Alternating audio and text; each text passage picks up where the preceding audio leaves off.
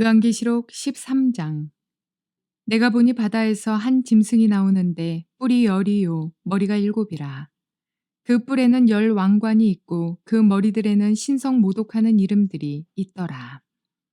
내가 본 짐승은 표범과 비슷하고 그 발은 곰의 발 같고 그 입은 사자의 입 같은데 용이 자기의 능력과 보좌와 큰 권세를 그에게 주었더라. 그의 머리 하나가 상하여 죽게 된 것 같더니 그 죽게 되었던 상처가 나음에 온 땅이 놀랍게 여겨 짐승을 따르고 용이 짐승에게 권세를 주므로 용에게 경배하며 짐승에게 경배하여 이르되 누가 이 짐승과 같으냐 누가 능히 이와 더불어 싸우리요 하더라. 또 짐승이 과장되고 신성 모독을 말하는 입을 받고 또 42달 동안 일할 권세를 받으니라. 짐승이 입을 벌려 하나님을 향하여 비방하되 그의 이름과 그의 장막 곧 하늘에 사는 자들을 비방하더라. 또 권세를 받아 성도들과 싸워 이기게 되고 각 족속과 백성과 방언과 나라를 다스리는 권세를 받으니 죽임을 당한 어린 양의 생명책에 창세 이후로 이름이 기록되지 못하고 이 땅에 사는 자들은 다 그 짐승에게 경배하리라. 누구든지 귀가 있거든 들을지어다. 사로잡힐 자는 사로잡혀 갈 것이요 칼에 죽을 자는 마땅히 칼에 죽을 것이니 성도들의 인내와 믿음이 여기 있느니라. 좋은 날입니다. 성령님께서 오늘도 여러분의 심령 가운데 깊은 평안과 큰 확신 주시기를 주님의 이름으로 축복하여 드립니다. 오늘은 요한계시록 13장 1절부터 10절까지의 말씀을 통해서 주님의 음성을 들어보기를 원합니다.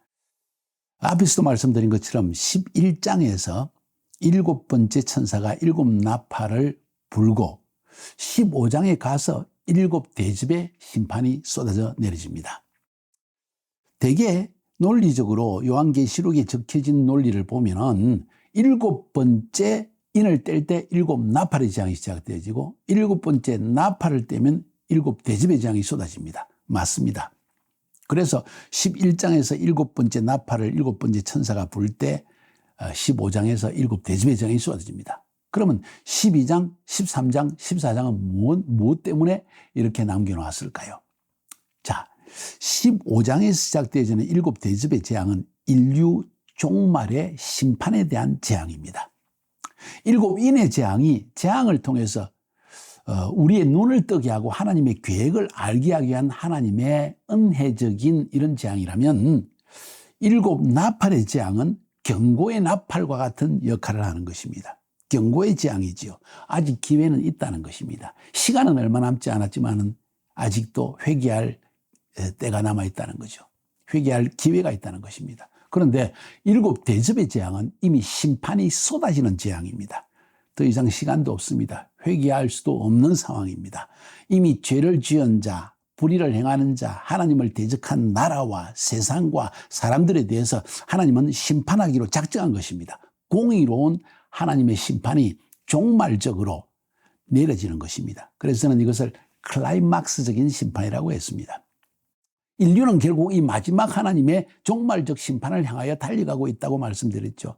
그러니까 이 마지막 이 종말적 심판인 7 재앙이 얼마나 중요한지를 지금 이야기하고 있는 것입니다. 그래서 하나님께서는 12장, 13장, 14장 세 장을 통해서 왜 이런 종말적인 클라이막스적인 재앙의 심판이 필요한지에 대해서 왜 이렇게 되었는지에 대한 설명을 하고 있고 그때 어떤 일이 일어나는지에 대한 이야기를 우리에게 미리 설명해 주고 나서 15장부터 차례적으로 재앙들을 설명해 주려고 하는 것입니다.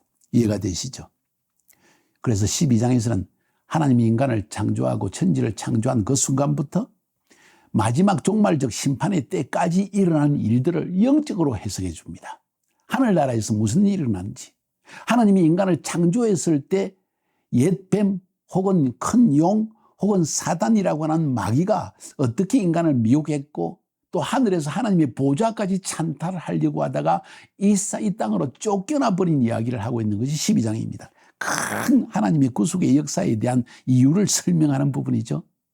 13장으로 넘어가면 이제 쫓겨난 이 용들이 화가 나가지고 두 짐승을 통해서 어떻게 세상에서 역사하고 있는지를 보여주는 것이 13장입니다.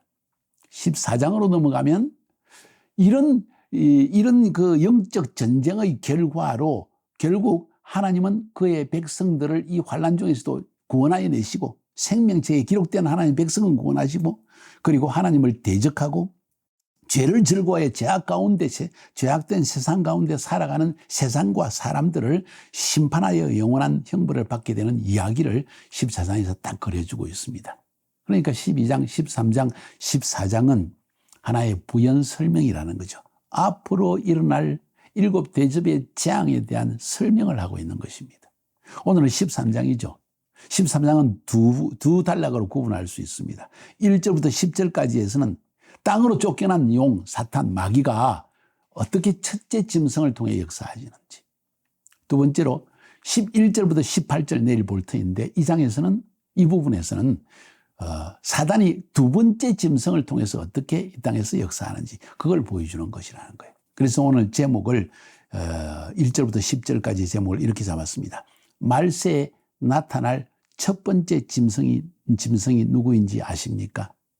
말세에 나타날 첫 번째 짐승이 누구인지 아십니까? 하는 제목입니다. 자, 여기서 한번 생각해 볼 것은 첫 번째 짐승과 두 번째 짐승이 언제 나타나는 것입니까? 시기에 관한 문제입니다. 그 질문은 앞에서 설명해 드린 것처럼 7 대접의 재앙은 주로 7년 환란 때 이야기입니다. 그것도 저는 생각할 때 주로 7년 환란 중에서도 후반기 3년 반의 대환란 때 일어날 일들이라고 저는 생각을 하고 있습니다. 그런데 12장, 13장, 14장의 이야기는 볼 때 7년 환란 전체에 대한 이야기를 하고 있고 그리고 15장부터 7 대접의 재앙이 쏟아질 때는 이미 후반기 3년 반의 대환란의 이야기에 좀 더 초점을 맞춘 것을 저는 보게 되어집니다. 여러분도 읽으면서 좀 생각해 보시기 바랍니다. 자, 그래서 그러면 이 7년 환란 중에 첫째 짐승은 언제, 둘째 짐승은 언제 역사한 것인가? 어떤 사람 이렇게 생각해 볼 수 있습니다. 첫째 짐승은 전 3년 반, 둘째 짐승은 두 번째 3년 반, 후반기 3년 반 대환란 때 역사했다 할 수도 있고 첫째 짐승도 두 번째 짐승도 함께 후반기 3년 반 대환란 때 역사한 이야기다 이렇게 설명해도 될 것입니다. 해석의 문제입니다. 시기에 대해서 너무나 자세하게 알려고 하지 마십시오. 중요한 것은 이 첫 번째 짐승이 나타날 때와 그때 일어날 일들과 그 짐승의 특징, 두 번째 짐승이 나타날 때와 그때의 특징 이런 것을 미리 알고 있으면 우리 역사 가운데 현실 가운데 그런 일들이 나타날 때 우리는 그것을 깨달아 알 수 있고 준비할 수 있기 때문이죠. 그래서 666 인도받지 않고 이렇게 하나님 앞에서 인내로서 믿음을 지키는 삶을 살 수 있기 때문에 미리 하나님이 이 성경을 기록해 주신 것이라는 것을 알고 있으면 충분하리라고 저는 생각합니다. 자, 이것을 이렇게 생각하고 나서 우리 한번 1절부터 차례대로 10절까지를 살펴봅시다.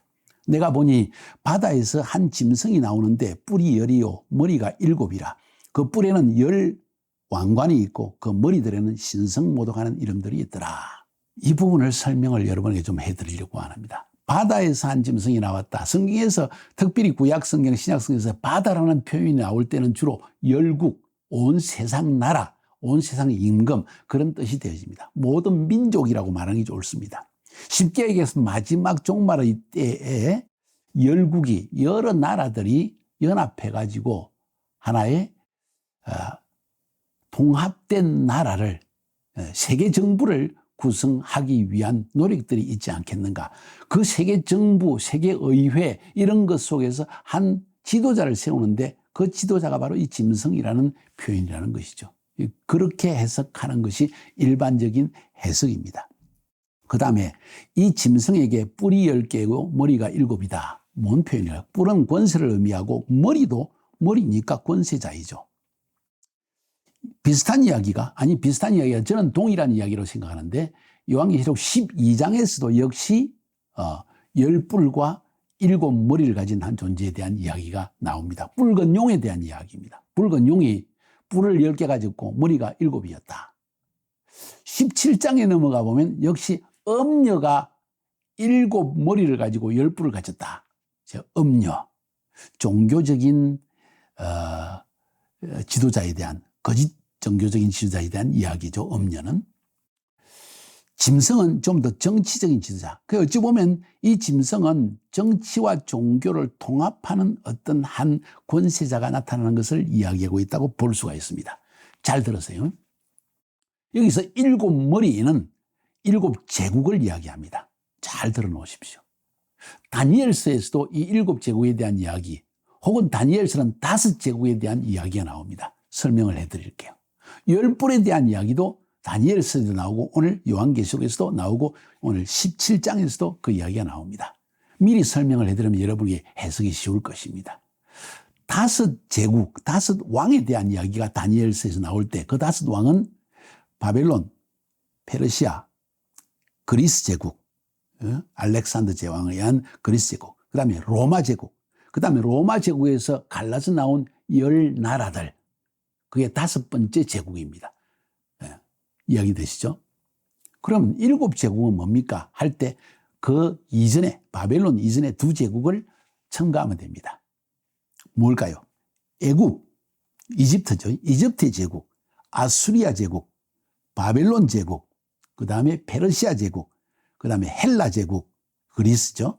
그 다음에 로마 제국, 마지막 7번째 제국. 그것은 10뿔이 만들어내는 제국입니다.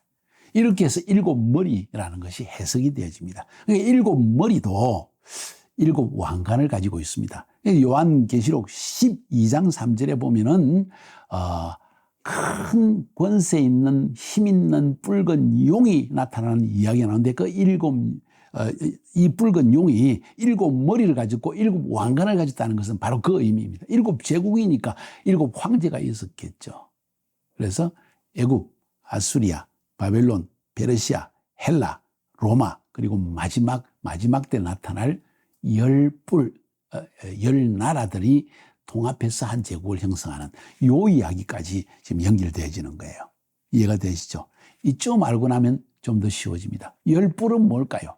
아까도 설명한 것처럼 마지막 제국, 이 6번째 로마 제국 다음에 이 로마 제국이 쫙 갈라져서 오랜 세월을 보내고 난 다음에 그 로마 제국의 지역에 있던, 어찌 보면은 그렇게 해석하는 것이 일반적인 해석인데, 그 옛날 신성 로마 제국의 한 그 광활한 영토 안에서 10나라가 일어나는데 서로 인종도 틀리고 나라도 틀리고 말도 틀리기 때문에 연합될 수 없는데도 불구하고 어떤 목적으로 연합되어져서 한 제국을 형성하게 되는 그런 의미, 신성 로마 제국의 부활이다, 이렇게 설명을 하는 부분들이 많이 있습니다.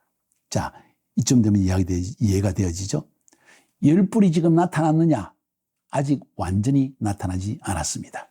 왜? 우리가 분명히 보기에 이건 10뿔이다 하는 부분을 아직 볼 수 없기 때문이죠. 그러나 곧 나타날 것이고, 이 10뿔이 한 짐승에게, 10뿔 중에 한 나라에게 권세를 확 주어서 한 제국이 되게 할 것입니다. 그게 짐승입니다. 이해가 되시죠?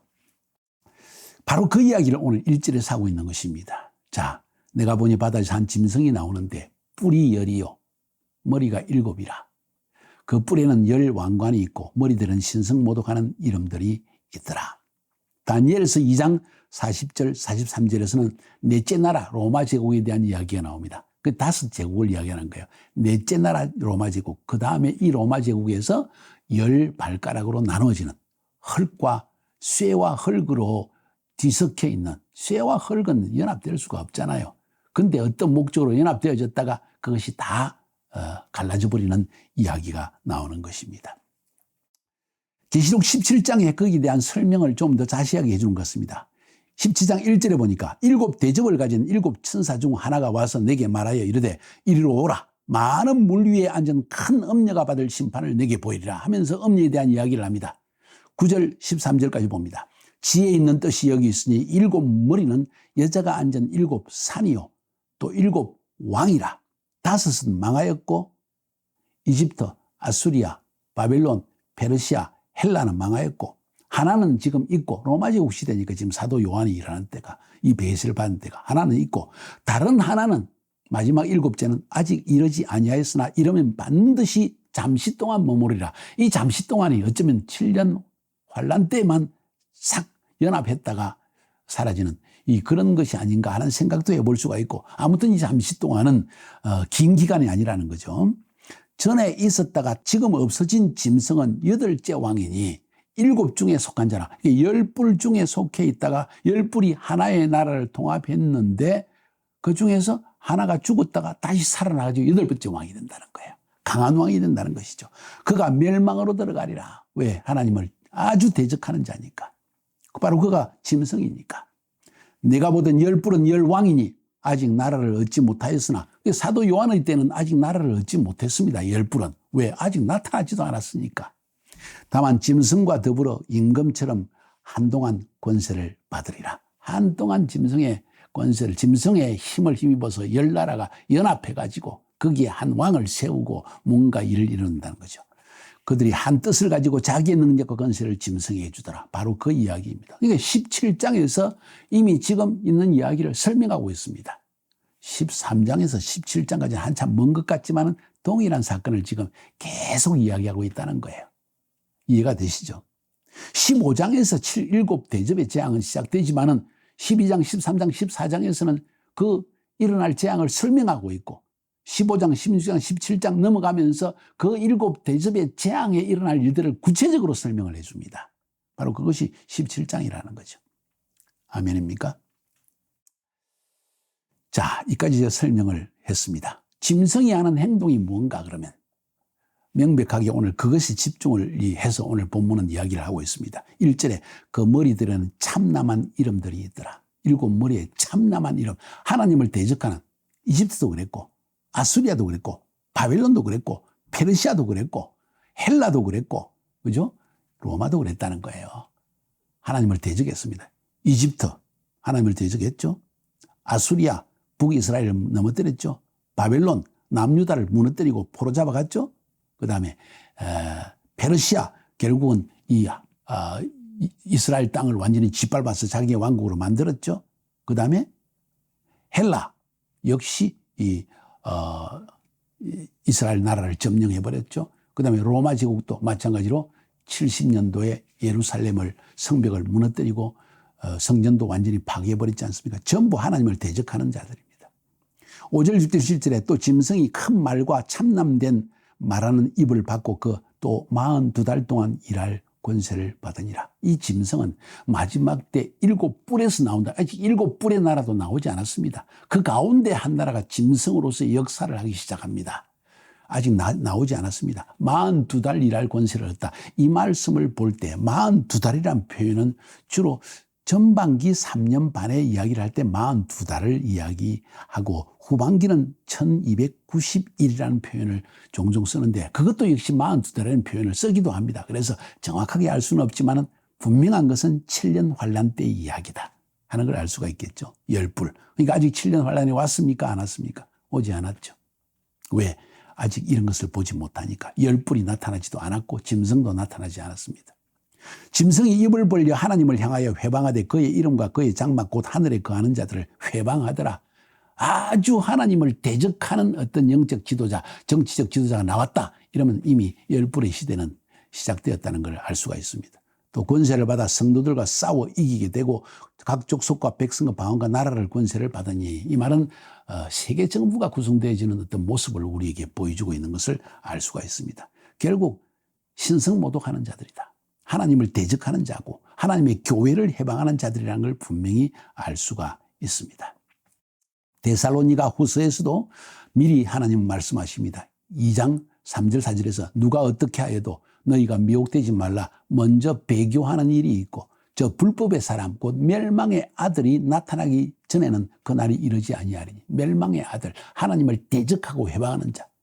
그런 대적하는 자라 신이라고 불리는 모든 것과 숭배함을 받는 것에 대항하여 그 위에 자기를 높이고 하나님의 성전에 앉아 자기를 하나님이라고 내세우느니라. 이미 제상 성전이 서 있는 것을 예상하는 이야기이고 그 성전에 앉아 내가 하나님이다 하고 인간이 그 짓을 한다는 것이죠.